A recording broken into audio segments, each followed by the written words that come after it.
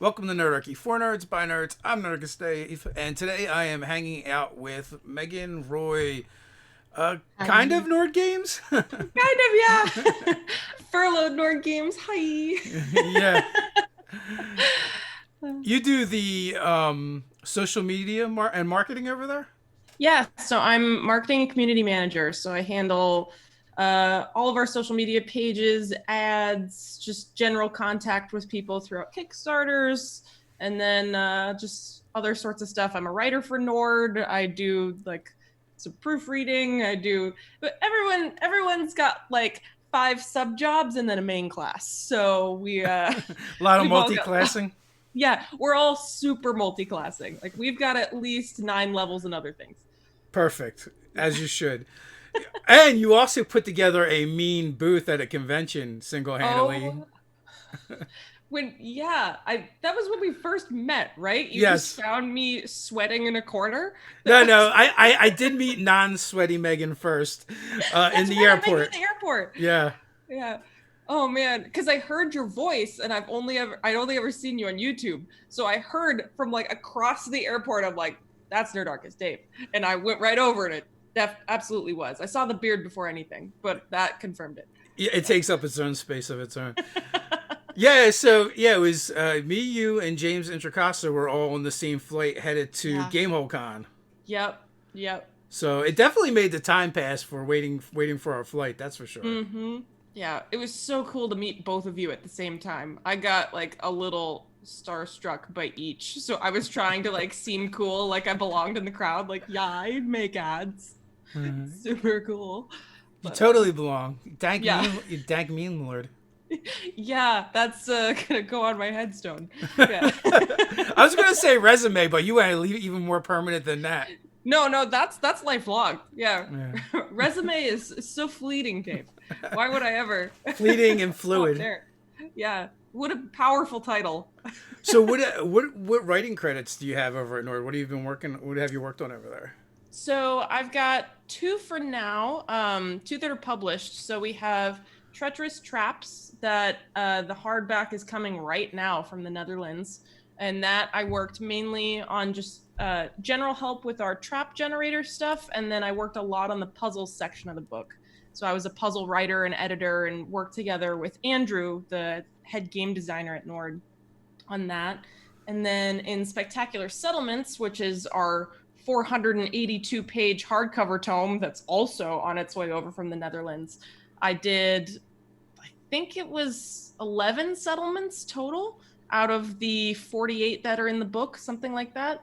So I wrote the settlements, rolled them up, and gave them some fun little quirky things because I love quirky things for D&D. And then aside from that, I'm currently working on Alchemy, the ultimate guide to alchemy, crafting, and enchanting, which the Kickstarter was just fulfilled a few months ago. So me and the writing team have been going on that. That 480 pages. That's pretty hefty. It's a weapon. Like it's they need to check it very thoroughly because they're very heavy and large. Even the PDF, if we didn't have those tabs on the side that you can just jump to the chapters you need, I'd never stop scrolling. I'd still be in it proofreading it for the company. But man, it is a good book. Andrew wrote that thing. Like it started out with both him and Chris, and then Chris is our CEO of Nord Games. And then the last 16 months or so, that is all he did. Like that thing is his baby. He it's so precious, and it's obvious when you read it why, because that thing is, I use it all the time now. Every settlement I create for D&D, I start with the settlement builder. Oh, nice! I can't wait to check that out. I'm really Yeah. excited for the Traps and Treachery book. I Mm-hmm. feel like when that Kickstarter came out, like it struck a nerve, in the 5e genre because there was nothing that really covered that, and I think Mm-hmm. it's one of those areas that DMs always love to have more to go to. Oh yeah. And then I know other people were super excited for the puzzle section. Yeah. Brian Stillman is a filmmaker, and he did D&D documentary Eye of the Beholder, and like that was one of the reasons I know he backed is when he saw the puzzle section. So, do you have any Yeah. tips for making puzzles? Oh gosh. Honestly, because when I got started with it, we had a lot of like we had Andrew and Chris on it, but then the reason they came to me for puzzles, funny enough, was just because I had this stupid idea when I first got to the company. We had a company like just retreat to meet each other since we all work remotely. So we all had just like a weekend that we got to get together and meet each other and hang out. And during that meeting, I ran a one shot for everyone, but I thought it'd be fun to do a D&D murder mystery. So instead of focusing a ton on combat, I just like holed away for 3 days and did nothing but think of fun, stupid puzzles that I could include for this over the top murder mystery. And so everyone had a lot of fun with it. And then when it got to Treacherous Traps, Chris approached me and was like, hey, you wrote some really cool puzzles. Do you want to give it a try? And I immediately was like, I don't know if I'm worthy to write these puzzles for the book because I was just goofing around. Like I was just having fun. But I guess you like them. So ha ha ha. But in the end, I feel like the best thing with puzzles is I was putting so much pressure on myself to be so clever, when in reality, puzzles can be very effective if they're simple or have a lot of flavor to go with them. Because if you end up making something too complex, you can end up alienating your players really quickly because they're not just your players. They're your players, but they're also role playing a character, and they also have a lot of other stuff to consider. So you start simple, and then what we did with the puzzles is that each puzzle has, I believe, 1 to 4 different optional things you can add on to that puzzle to make it more complex, to change it up for a different amount of players, or to just add some different flavor to it depending on where you are, what kind of world you're in.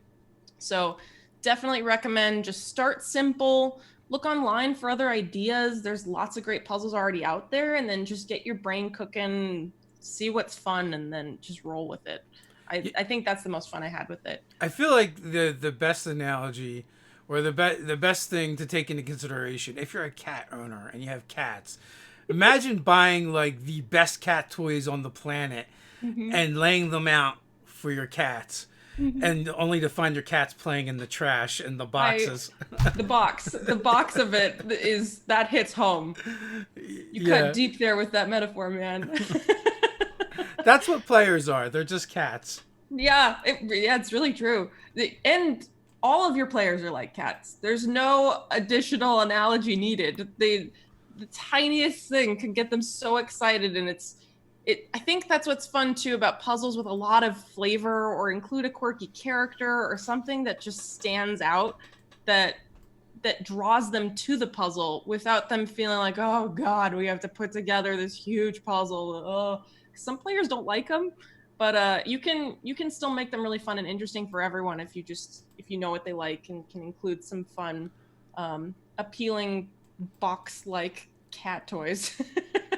Yeah, I'm not a puzzle person. I get, they bore me really fast.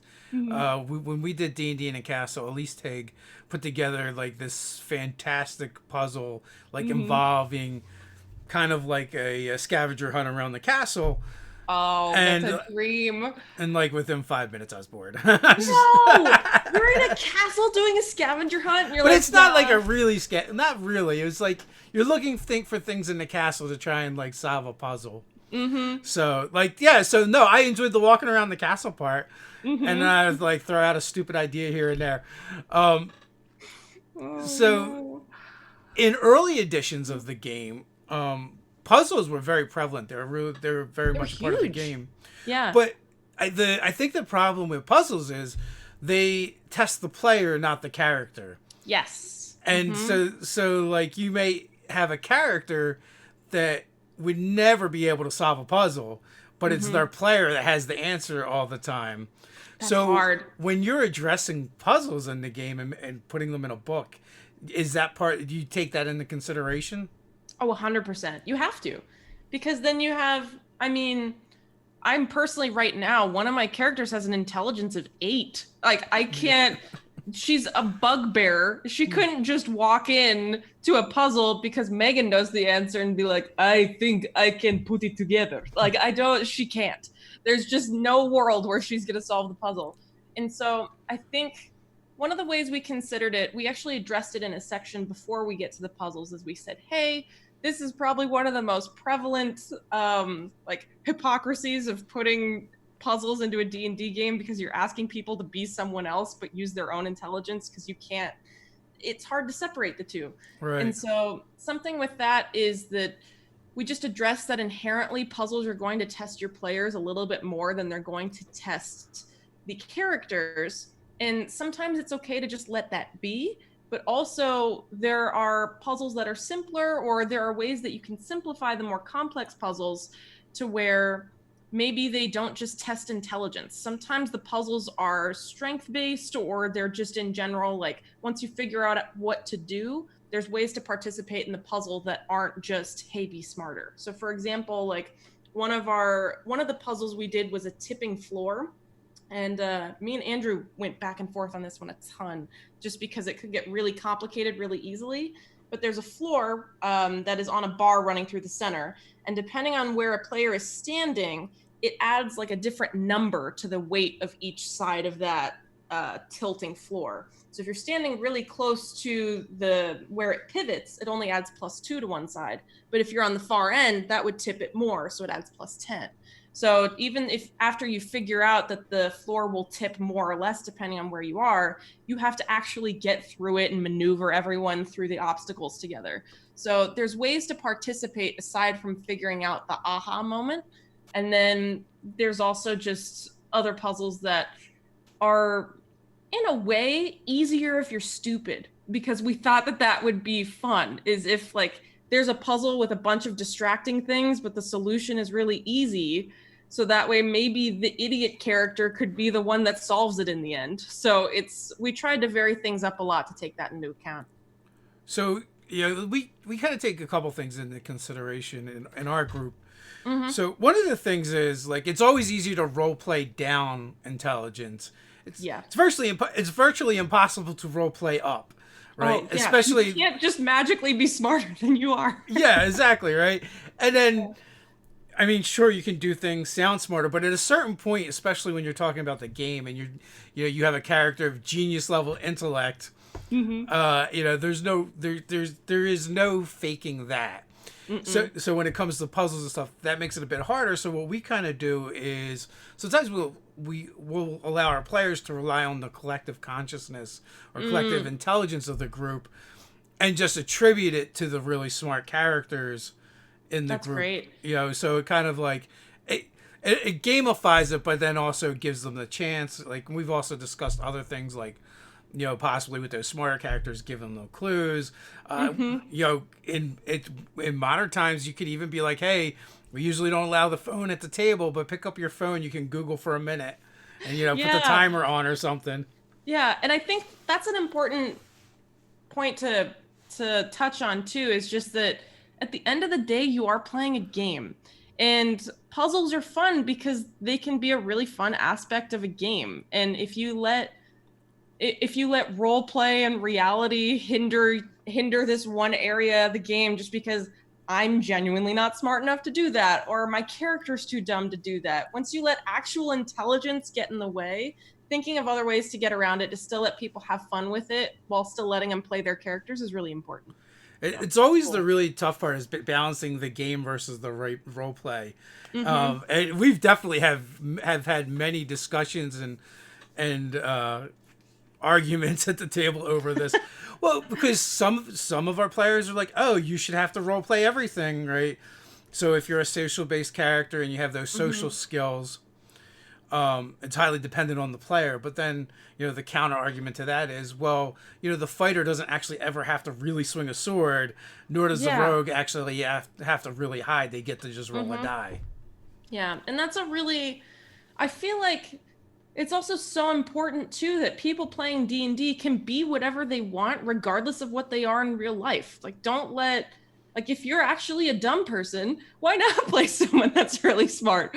Or just, like, I don't know, it's just a dumb example, but for, like, you can be anyone. If you struggle with social skills and you want to be someone with super high charisma, there are so many different ways that you can allow that character to be really expressive. You don't have to say everything in a funny voice. You don't have to be that person yourself, but you can still find other ways to express it. It's like I saw a really great story a while back about someone who was playing, it was a school game that a guy was running for his kids, and the one of the girls had, she was just learning English and she mainly spoke Spanish. But what they did in the game was they allowed one of her player characters, one of her teammates, to be her translator, because this elf was raised in such a sheltered society that she never learned common. So she was able to speak Spanish during the game and have the guy translate for her. And then it became a game mechanic as opposed to something that was holding her back. And so there's just a lot of fun ways to allow yourself to be whatever you want without letting actual like reality hinder you. So I think that's important. And canon now in that world, elves Yeah. speak Spanish. Yes. And how That's great Elven. is that? How awesome is that? Like I don't know, that opens up so many other cool opportunities that you would never actually get to, because now that elves speak Spanish, it's like anyone could do anything. Like when you pull in those bits of real life and allow it to be present in your game, it's so much more fun. Yeah, so now the other players can pick up, Spanish words and throw them in there, and they only know a little bit of Elvish, Like just they're learning Elvish from her. just the curse words, because that's how it always starts. Yeah, obviously that's the root. Everyone always starts with like grammar. You need to start with profanity, and then you go to grammar and then vocabulary. Well, that's where you can tell where you learned from, if you learned it from outside of school or not. Even in school, like I took French in school, and he was like, if you wanna learn the profanity, get to French 3. So everyone studied really hard, and then we all got to French 3, and he was like, all right, here's the good stuff. And then the board was just littered with awful things. Now, part of me is like, it'd be kind of funny if he's like, actually, I lied. Yeah. I don't know French. Yeah. I don't know French at all. I've been making it all up. This is actually from the Klingon to English dictionary. Yeah. Good luck on your AP test, kids. Are you playing in any games currently? I am. I'm currently, it's relatively new, but I have boyfriend, and college friends have formed a pact. And now every Saturday we have 3 different rotating games. I DM one, my boyfriend DMs one, and then my friend Evan DMs one. So now every Saturday we're rotating through a set of 3 different games that we're playing, which is really cool. We literally did that for 5 years. Really? Yes, I would run a 5e game. Ted ran a 5e game, and then we had another GM that would run something that was not D&D, and they would run like shorter arcs. So.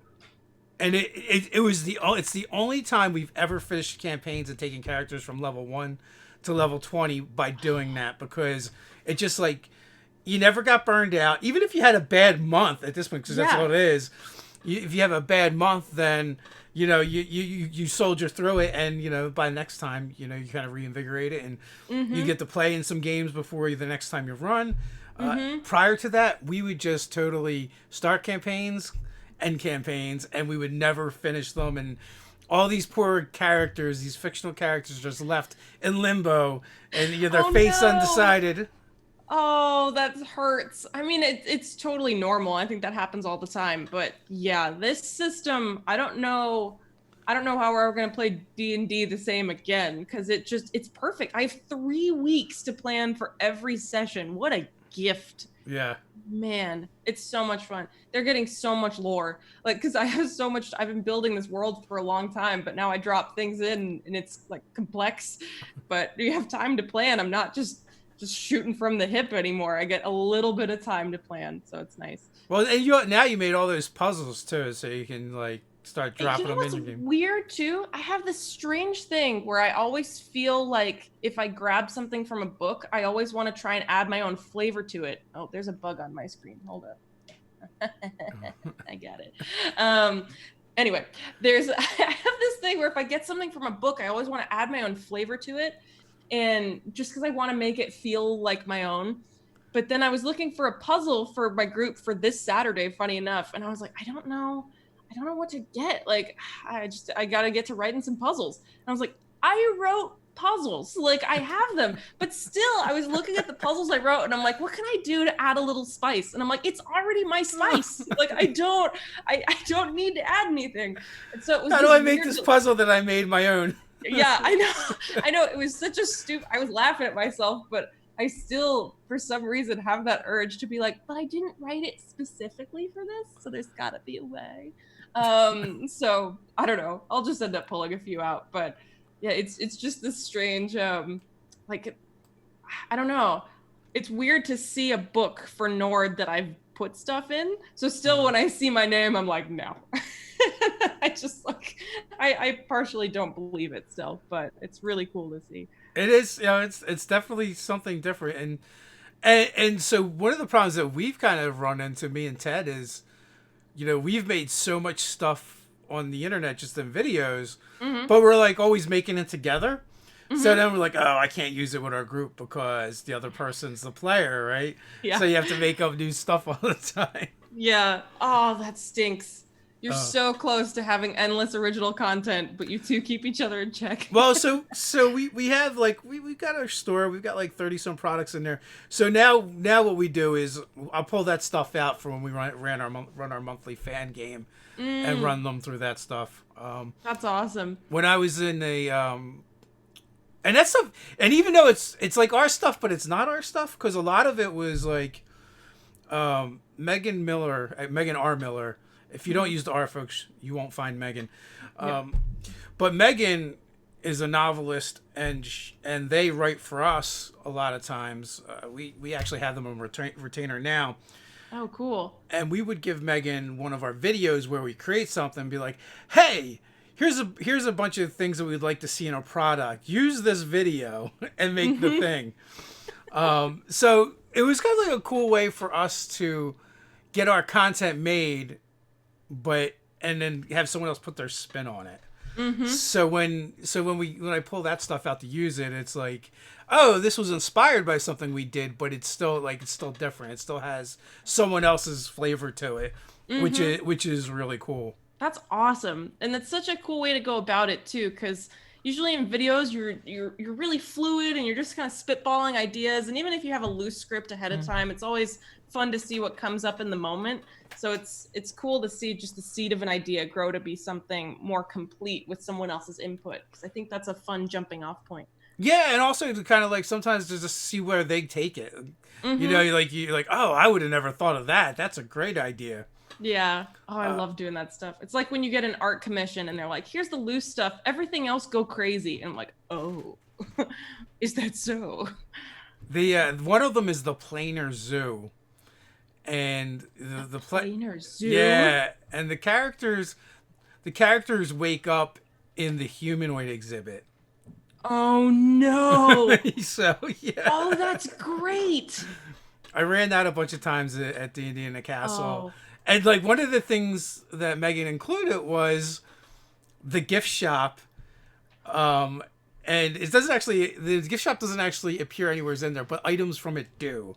So oh, that's great. So it's like there's the zoo plushies, which are all the humanoids. Oh my god. So they're like that's these so little cute. animated toys. I guess they're like they're just above trinket level, magic item level. Fantastic. I love trinkets. So does Nord, before the apocalypse hit, were you folks over there doing any in-house games? We've tried so many times to set up Nord games. I think the issue was just that stuff just kept happening. Like, we've wanted to do it for so long, but aside from the game I ran last year, there's been nothing really happening online.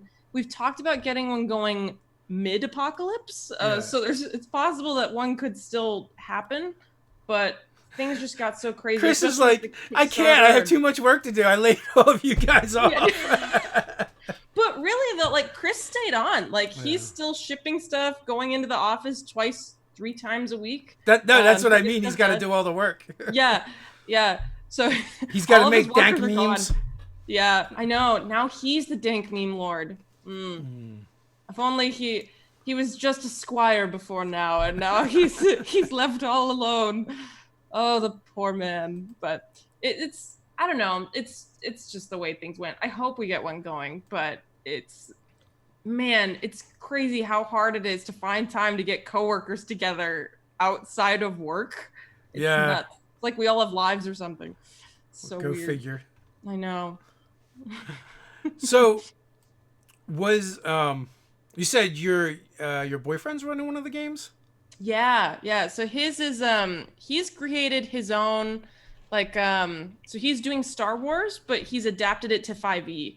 So he's kind of created his own system that runs with 5e. Even though there's all the Star Wars RPG stuff, he's been having a ton of fun creating it on his own. And he's been working on it for like oh geez, how old are we? Like 6 years, 5 years, something like that.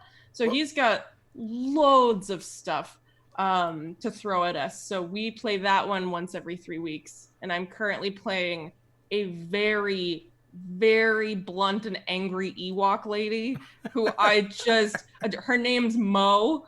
And she's really upset all the time. Like, you're gonna get in my face?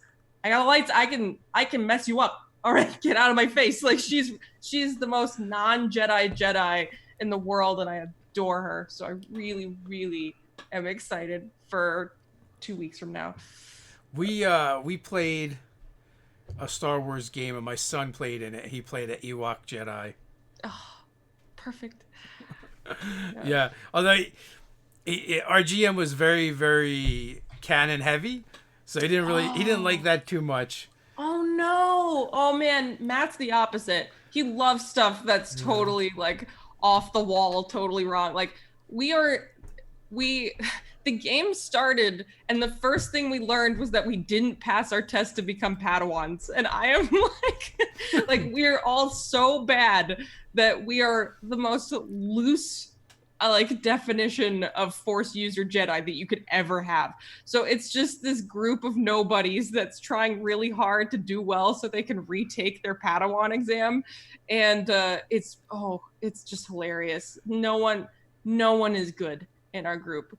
It's fantastic. Now, this might be a little bit before your time, but you got that makes me think of the Bad News Bears.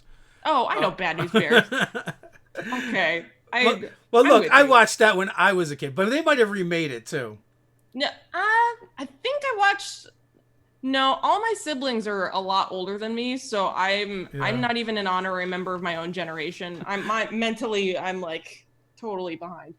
But yeah, I think I watched the original. So, does your boyfriend know, like, someone? There's like a ton of already, like, there's a website that. Oh, there's a ton. Yeah, Yeah. he's looked through a lot of it. I think that he just really enjoys, especially because like I mean, we both really love 5e, and he's had a lot of fun figuring out ways to adapt his own system and adapt his own ideas, especially because the game we're playing in, like he's got like his own canon in the Star Wars universe that doesn't really have anything to do with anything. So like if you know Knights of the Old Republic, the Star Mhm. Wars games, KOTOR, like he takes a lot from those, but he's taken it back even further so that it's just like way back in time of the established Star Wars universe and the movies and stuff. So he likes having the open system for himself to make whatever he wants, and he'll pull ideas from like the other Star Wars RPG systems and everything, but he likes making it his own, which is cool. Yeah, my first character concept for that game kind of got shut down, or it was made clear that it wouldn't last very long. Oh I no. Yeah, I wanted to play like an Old Republic practice droid that Oh, like that's great. that gains sentience. Oh my god. But the GM was like, if you have lightsabers and you're not a Jedi, they will hunt you. That's I don't have fun with it. Yeah, sure, be Yeah. hunted. Have fun. That's amazing. That Well, just there's created Jedi in the Jedi party canon. too, so Yeah, well, he could get over it. Like that, like that sounds like so much fun. I don't know. Maybe I don't know. When I DM, it is so hard for me to say no to something. I love ideas that shouldn't work. They're my favorite. When someone comes to me and they're like, "Look, okay, I don't know if this will work." I like sit up in my seat. I'm like, lay it on me. Let's do it's something." on. Yeah, right. Because then it's my job to figure out why it works in the universe and what we can do with it. Like that's just a fun challenge for me. So I don't know. I feel like that would be so much fun. Yeah, I'm the same way as a GM. Like the very first D&D campaign that I ran for 5e, two of my players played goblins. Oh, And everyone the question is how did you get goblins? How did you make goblins? I'm like, we just took halflings, painted them green, and filed off the serial numbers. Literally, yeah, right? the only thing goblin about them was that they were little green people. Yeah. And so we kind of mashed up some of the monster traits Mm-hmm. and the goblin traits. So like, I think we got rid of brave Mm-hmm. and gave That them makes like sense. dark vision and the 30-foot movement. Yeah. And then, Yeah, that makes sense. but not only did they want to be goblins, but they wanted to be juggalo goblins. Oh. Oh. Oh, okay. I didn't know what a juggalo was. So then I went down this deep, dark hole. Did you think they were gonna come in like carnies? Just like yeah, da, da, da, da, da, da, da, da. That's kind of what they were, entertainers. Oh man. Yeah, entertainers. So, Oh, that is great. so we had one adventure where I wanted to use an evil druid, Mm-hmm. and I was going to have him, harass or attack the party. Well, they were scouting out this this no mobsters Mm-hmm. plantation, and they got bored while they're waiting for the rest of the group. So they're capturing small critters like squirrels and rabbits and Mm-hmm. getting them high and then just chucking them over the wall of the estate. So like I wanted to use an evil druid, and it turned out I just needed a regular druid. Oh my god. They're gonna do enough. Yeah. Oh no. Yeah, so That wouldn't fly with someone who's all about preserving nature. That's so a great idea though. Speaking of druids, I just read oh gosh. Oh, not druids, but just animals in general. I read this I don't even know if it was you that shared it. The idea that everyone creates a character that has an animal familiar or something with them, and then the game starts and they all play their animal familiars looking for their owners because they got like captured by animal control in the universe or something, or they all got lost or separated. I thought that was the funniest idea. I definitely shared that. I don't know where you saw it, but yeah, I Yeah, definitely shared it's that. probably from you. Um, Most of my dink meme lord origins come from just like creatively stealing what you do. and and I just creatively steal what mostly other people do. I occasionally have made my own, but they never do as well as the ones I steal. So Oh, really? yeah. We had the only memes I made that really took off for Nord, like there are some that do well, but I did the Whose Line Is It Anyway D&D mashup ones where I would take Whose Line Is It Anyway screenshots and put D&D stuff over it. Uh, Those took off. And I was like, I found my people. This is the intersection of everything I am. These two things. I mean, let's face it, that is really what D&D is anyway. Yes. It's all improv. Like it's 100% that. It was so great. So we had Mark Muir on the other day, Mm-hmm. and he does a show where it's like D&D improv, and they have Ryan Mockery come on there. Wait, Who's never. Okay, either Ryan Stiles or Colin Mockery. You made your Oh, own wait a little minute. mashup. Wait a minute. It is. Now I'm confusing the two. They've merged in my head. Tall guy, big nose, brown hair, or No, the other guy. Bald guy, Bald short, guy. Colin Mockery. Yep. Yeah, Kyle Mockery. That's it. Yeah. So he does these D&D improv shows. Oh, that's I have to look into that. Yeah, there might be some online. I am not sure, but obviously there will not be any live ones for a little while at least. So. Yeah, that's tough. We haven't even. We're like halfway through here, and we haven't even touched on the fact that you're an awesome artist as well. Oh, jeez, we don't have to. You're gonna make me all verklempt, Dave. At GameholeCon, she was like shackled to a table at the booth the whole time. They would only let her out. They would let her out for bathroom breaks, but they'd bring food to her, and she was just forced to sketch character art from the dawn to dusk. Okay, clarification. They were self-made, self-applied shackles. I did it to myself. Like, I don't know if we could fault Nord Games for the hell I put myself through at GameholeCon, because it was a lot. I ended up because it started Thursday and ended Sunday. Between those 4 days of Gamehole Con, I did 49 drawings. And I still had some that I did on the plane that I got people's addresses for that I mailed to them after the convention was over. And it was just like $10 for a drawn headshot. And I was like, even that's kind of expensive. I don't know. And then I was bombarded. I got like 20, 28 or 29 in the first day on a Thursday at a convention. I was like, I need to do something. So I created like a list for people to sign up on that ended. But that was helpful. That ended. Yeah.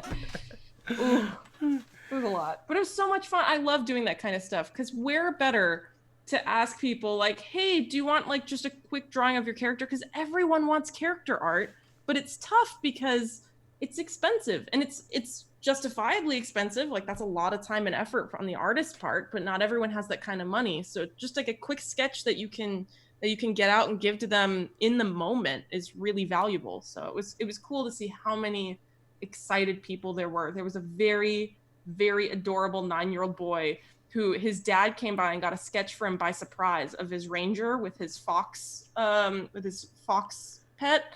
And then the kid came by and his dad just told him to go and talk to me. He didn't tell him that he got a piece of art. And so he's like, tell her about your character. He's like, well, it's a guy and he's got a fox and he shoots arrows really good. And I'm like, you know what's crazy? I have a picture just like that. And I pulled it out and gave it to him. And he was at my table for the remainder of the convention. Like he came by 5 to 6 times a day just to say hi and see what other stuff I was drawing. And it made the whole con. Like he was, we were tight. Your own familiar. Yeah, I did. I got a familiar at the con. I loved him. He was fantastic. If only I could summon him again. I could just like hang out. Although I don't think Little Sketches adequately describes what you're doing. You know, they were really well done. You're a really fantastic artist. Oh, thank you. I appreciate it. Do you put your art anywhere? So I used to. I technically still have a website. It hasn't been updated in like a year and a half that I was uploading everything on. But once I started with Nord became my life, that I was just like, anytime I could, I was working towards that. Or like I did some art for a supplement that I don't even know if it's going to be released now. We were working on, it's called The Wonders of Down Under, which was going to be a donation only supplement with animals from Australia to help with the wildfires.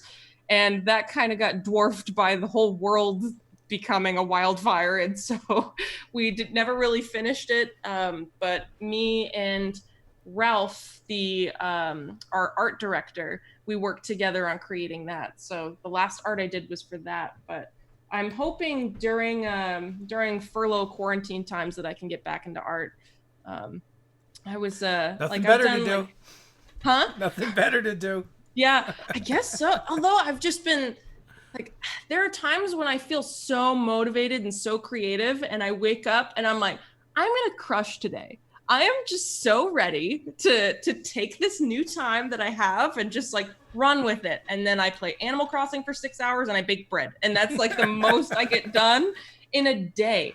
And the bread I made 2 days ago is a dense boy. I don't know if I can eat him. He is so thick. Yeah, I like, the process was the victory in itself, because I don't know if I can eat the bread I made, but I really tried. Well, you'll just have to feed it to your boyfriend. Yeah. If he's tired enough, he won't care. Just end dinner, and then we're good. We've been baking some bread here, but when I say we, I mean my wife has been baking bread here. Apparently, it's this whole process where you have to like do something, like mix it all together, leave it alone, then do something else with it a couple hours later. Yeah, okay. Your wife has definitely been the one. Apparently, you have like steps. Yeah. Like cooking. Oh, there's like these steps before you can even cook it. Oh my god. No, it's gotta rise, man. You gotta get that double proof. Gotta get that double bread proof. Yeah, apparently there's a thing. She Yeah. made pepperoni bread last night, and that was really good. And it did not last Oh, long, considering how much time it took her to make it. And yeah. then it was like, and it's gone. Yeah. It can be so swift. I wish that happened with my bread. uh, No, my bread will be here forever. I have two teenagers here. That's true. Okay. That totally. And pepperoni bread sounds amazing. Yeah, it was definitely good. She should have definitely made more of that. Oh, I'm gonna hit up your wife for a recipe. Yeah. So yeah, I don't know. So we've been doing a lot of recipes and stuff since we're all Hmm. locked in. Like my kids each have a night where they're responsible for dinner, Mm-hmm. and I get a night too. But usually I just order something. So Responsible for dinner. It doesn't mean cooking. It just means make it happen. yeah, make it happen. That's Oh exactly man. it. Although today is what, Cinco de Mayo and Taco Tuesday, so we're doing Oh, that's tacos. right.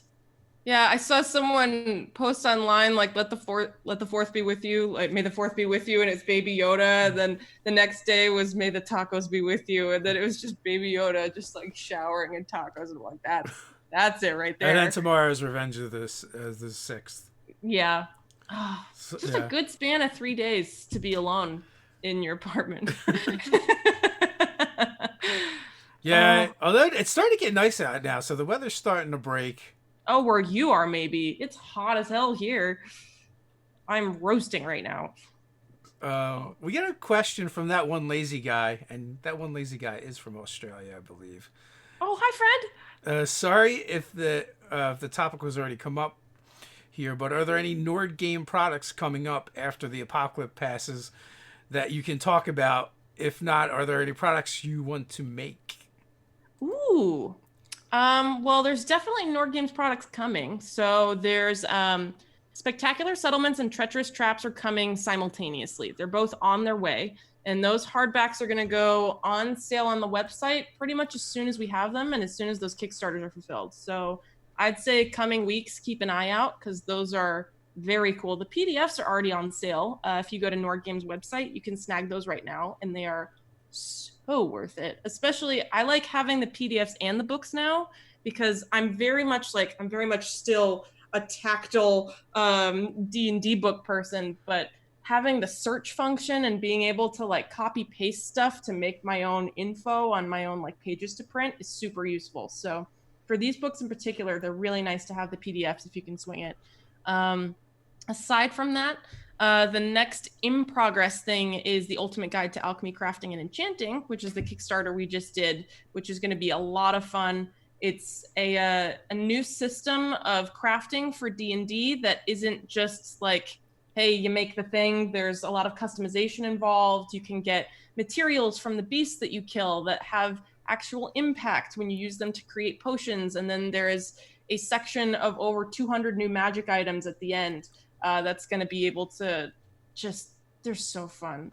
They're not all done, but they're getting close, and they're just so there's a lot of really fun ones. So I'm really excited about that. Um, I'm just hoping Displacer Beast Eyes got adequate coverage. oh, 100%. Oh, there's lots of good stuff. Yeah, I especially because part of my job has been just going through and because one thing we have to keep in mind is that we're working with for anyone that's not familiar, there is the Open Game License or OGL that allows people like Nord Games to create content for D&D 5e without crossing any like trademark or legal boundaries. So we can mention some things, but not others. So for example, like I can pull a lot of different like monster and creature pieces from the monster manual, but not exactly from like Volo's Guide to Monsters or Mordenkainen's Tome of Foes, stuff like that. So part of my job was literally going through everything in the monster manual and being like, okay, there we have an aboleth and we can take this from it. And then we have a billet and we're going to take that. And you can use that with that and just figuring out how all the pieces work together. You know what a great tool for that is? Hmm. D&D Beyond, Yep. because you pull up whatever monster you're looking for, and it'll tell you if it's in what book it came from, and if it's not in the basic rules, then you can't Mm-hmm. touch it. You know immediately that you're like, nope. I was even thinking when you're talking about for copying things over from the PDFs. Hmm. I really like using the encounter builder on D&D Beyond. So So useful. you I can drop that, just copy that, and used it drop it right yesterday. there. Yeah. Yeah. And Oh, it's fantastic. I just saw today that they have the initiative tracker up. They do? Yeah. Oh, fantastic. So yeah, because like when I run my games, I don't do a lot of prep, but since the encounter builder, I've been doing more. Yeah. Because it's a lot easier. You just push a couple buttons, you put the monsters in the encounter you It's want, so easy. and Yeah. then you can add some text or whatever. But Hmm. yeah, so you import. So basically, right from your encounters, that's where the initiative tracker works. Mm. And you just add the number of players and then insert their initiatives. They're So it's clever pretty people over cool. there. So Yeah. useful. Oh man, And D&D Beyond is so helpful. Like even just especially because there's so many new players I've had that are just getting into it that find it really intimidating to make everything happen, to build a character sheet or to figure out what they're doing, and just having that resource that they're able to look at, or even just being able to share my account because I've got access to the books on there for them to take a look at it and read everything without having to buy the books themselves is so helpful. oh shit, Doug just mentioned they just dropped the digital dice Oh, on D&D Beyond. oh, this is a good Cinco de Mayo. Oh, they got two different sets. They have basic black and old school. Oh my gosh. Uh, nice. So there's like three, and there's like three choices. That's so cool. Yeah, I'm kind of excited for that. Yeah. Oh, we got a very important question here in the chat Oh, hi. from Kelly19. Megan, what kind of bread did you try to make? Oh, this is vital. So I attempted to make just some basic sandwich bread.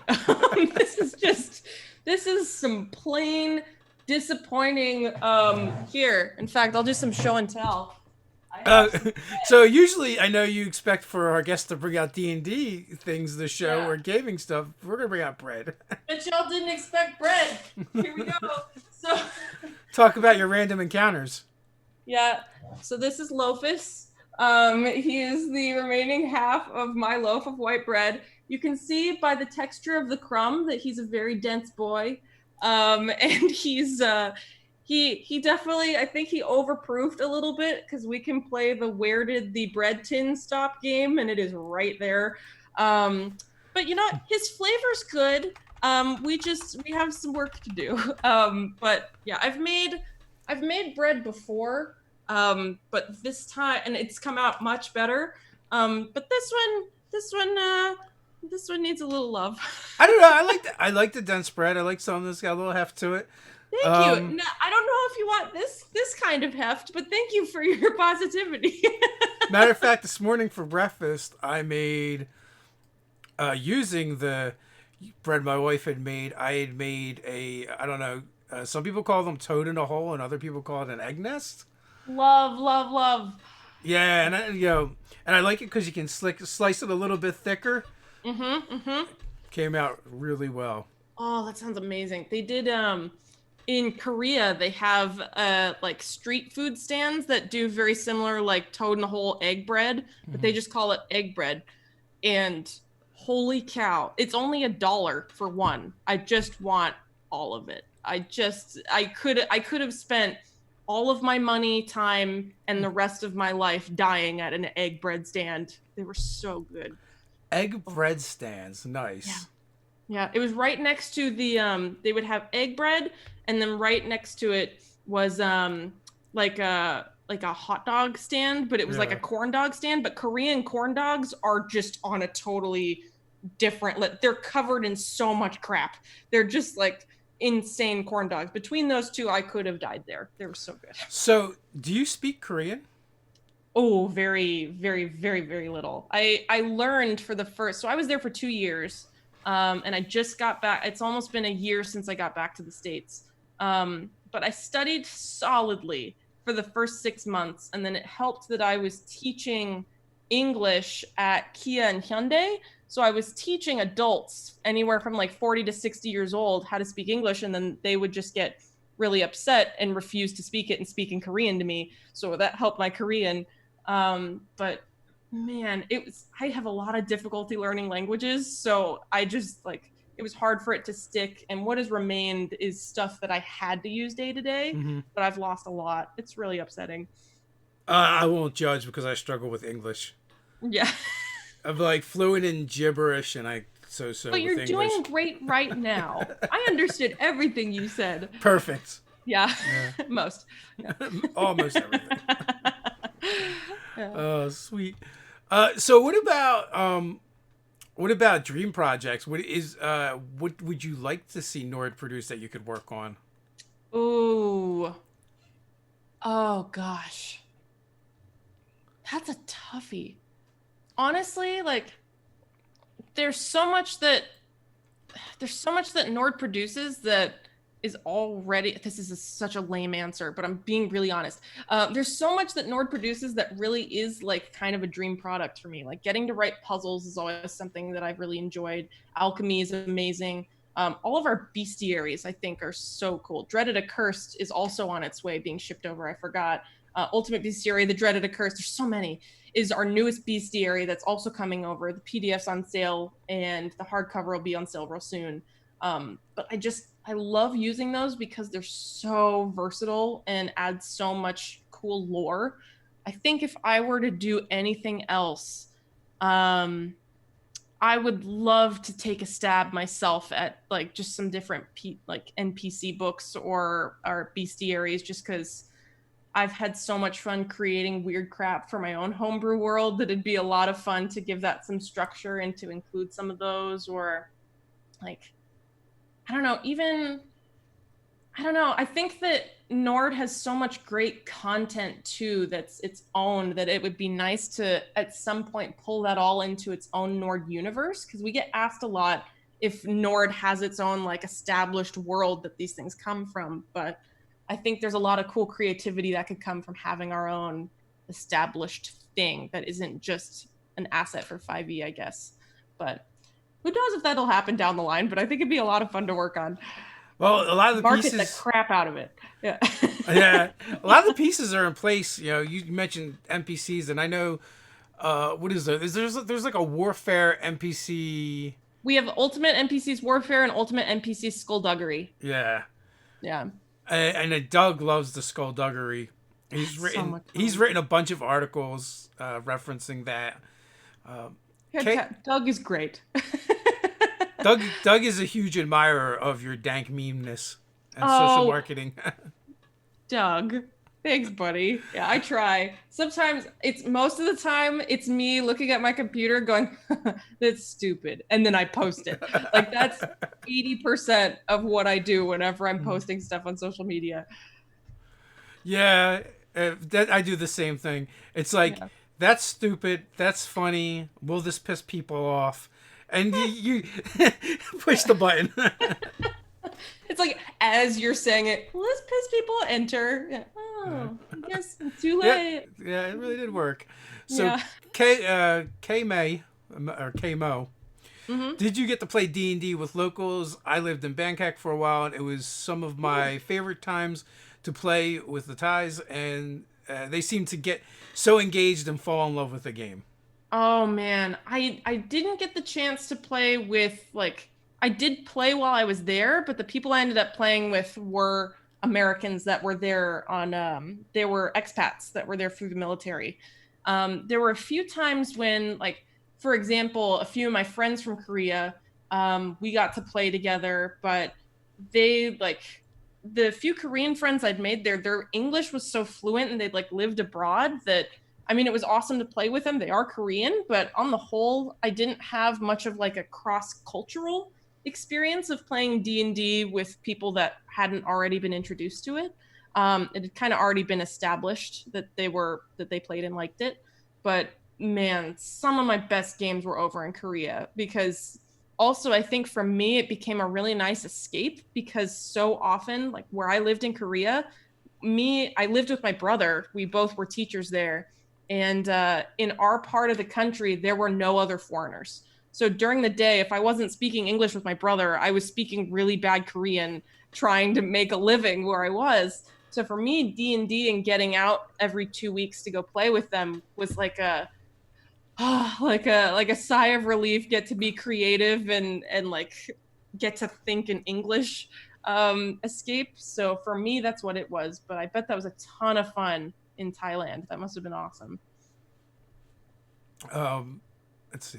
Oh, someone had asked the question, and I think I kind of know the answer, but I'll let you answer it anyway. Oh, sure. Asian Apparition wants to know: Are Nord books compatible with Pathfinder 2e? So Pathfinder 2e is in the works. We're definitely in talks to see if we can translate some stuff to Pathfinder 2e. We actually have some of our books that has a Pathfinder version. So if you take a look at that one, you can buy the PDF that is set for Pathfinder 1e. But the problem we had with that was just there was a lot of production costs that went into translating it to Pathfinder, and then the sales did not do very well. We didn't have nearly as big of a base for our Pathfinder crowd as we did for D&D, which is a shame because it still exists. There's a ton of people that love the book for Pathfinder, but before we end up making the jump to 2e for Pathfinder and getting something out there that's substantial, we just need to make sure that there's the customer base for it. So it's definitely on our radar, but nothing for certain yet. Now, I had heard from other third-party publishers, not you guys, Mm-hmm. that they were very unhappy with how Paizo handled moving the 2e. And so Yeah. I feel like a lot of third party publishers were surprised and had Mm-hmm. no idea it was coming. So it's left a lot of a bad taste in a lot of their mouths. Yeah. Uh, And so it's there's that. definitely, yeah, it's definitely, I mean, we were surprised, like that's Yeah. for sure. And it definitely did feel like quite a leap.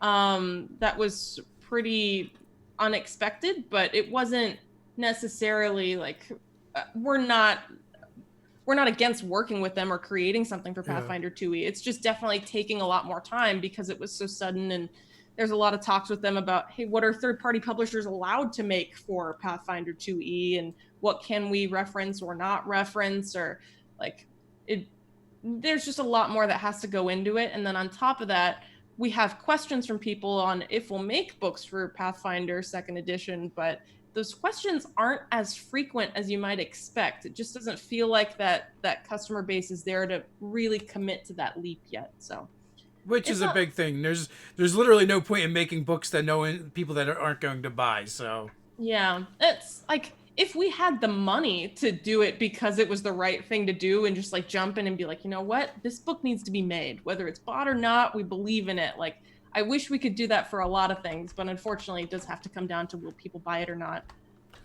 yeah, I mean, there's tons of things we'd like to make, but you have to pay for them somehow. Yeah, somehow. Yeah. Hey, folks, I'm going to put a link to Nord Games in the pinned post so that you can check them out and find the stuff that Megan's worked on and other great people have worked on.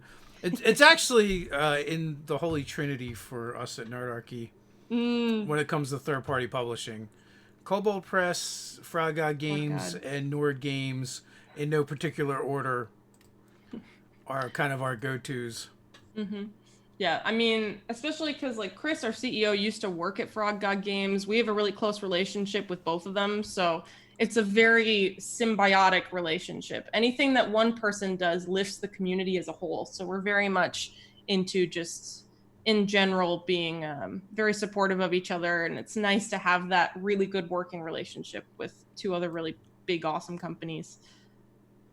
So, like I said, link is pinned, and it's that time where we have to head out. I have to actually go do some actual work instead of just hanging out here on the Ew, interwebs. I ew, know. no, I stay, talk know. about bread. Yeah, I would much rather stay and talk about bread. Before we head on out, Megan, final words, thoughts? Oh, I'd like to thank the Academy. Oh gosh. Thank you for having me on. I think it's just a blast just to come hang out and talk about this stuff, especially because I've been watching your stuff since before I worked at Nord. So it's just really cool that we get to have like a friendship. Yeah, it is So cool, absolutely Mr. cool. Friant. Thank And you're you. one of the 3%ers. Oh gosh. With It is that, nice to see you when I'm not building a convention booth. It's nice to just hang out normally. yeah, or shackled to a art pad. Yeah. That was a long 4 days, Dave. Yeah. Well, hopefully we get to do it again soon in the near future. Hope so. With that, everyone, until next time, stay nerdy. Mhm.